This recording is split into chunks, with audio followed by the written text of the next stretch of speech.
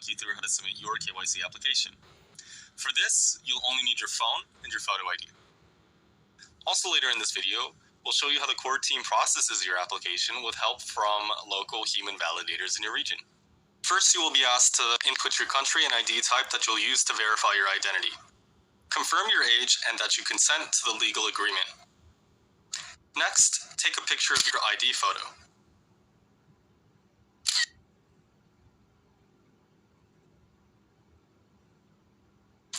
After entering the information on your ID into this form, follow a human liveness test that will instruct you on what actions to take along the way. This simple but important step distinguishes real humans like you from fake accounts and computer scripts that try to hoard pie. At the end of this step, you will also have to take a photograph of yourself within the application. This photograph will be compared against the picture on your ID to check if they represent the same person. In most cases, the computer algorithm is able to recognize all of the text on your ID.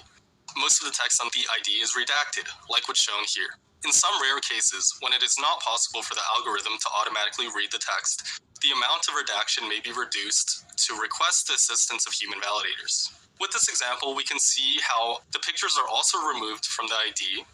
The pictures are extracted out and will be compared with your selfie by a different validator, and there is no audio in the liveness detection video.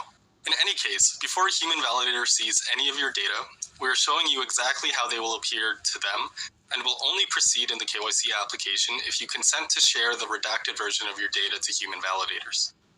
You can see that in the final step of your application. If parts of your data are not redacted, you can go back and re-upload a clear picture of your ID. How well the machine automation works very much depends on the quality of the photo of your ID document. So, in a sense, if you want to minimize the chance of your personal data being seen by human validators, try to provide the best possible photo of your ID document with good lighting, clear and focused content, and a straight and correct angle. Once you are comfortable with your obfuscated data, press submit and you are now done. Keep in mind that your full ID and data are processed by the servers, and the redacted version is processed by human validators. And that's all you need to do to KYC. Also note that this demo is only the current version of the KYC app and is subject to change and improvements as it's being further developed.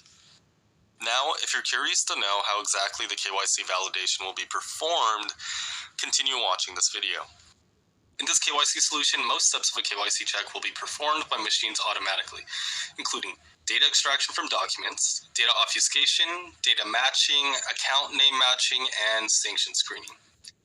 Human validators will only help with the identity authentication process when machine automation falls short, including ID type validation, face image comparison, and liveness confirmation to prevent cheating in the KYC process.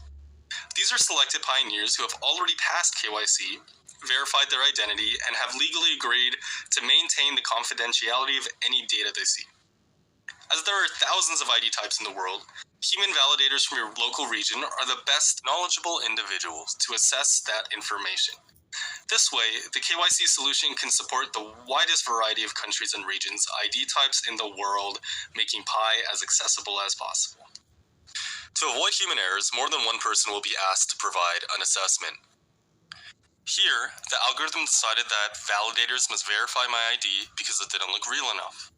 So, human validators are asked whether this looks like a real Polish passport ID or not, and since this is true, as we would know if we were Polish, we select yes.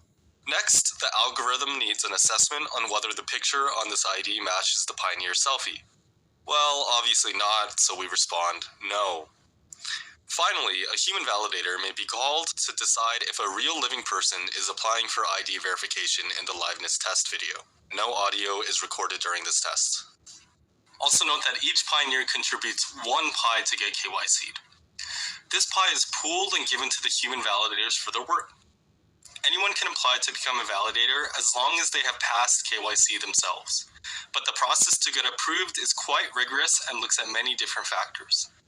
Moreover, even when a pioneer is admitted to the program, they are initially only provisional members, and they can only continue reviewing applications after they prove that their work is accurate and trustworthy. Well, that's it for now. This has been a preview of Pi Network's unique KYC process. It allows the Pi community and ecosystem to bootstrap and scale itself without the need of any external services or fiat currency outside of Pi. As always, what do you think? Please send us your feedback in the comments of this video and also in Pi chats. Thanks!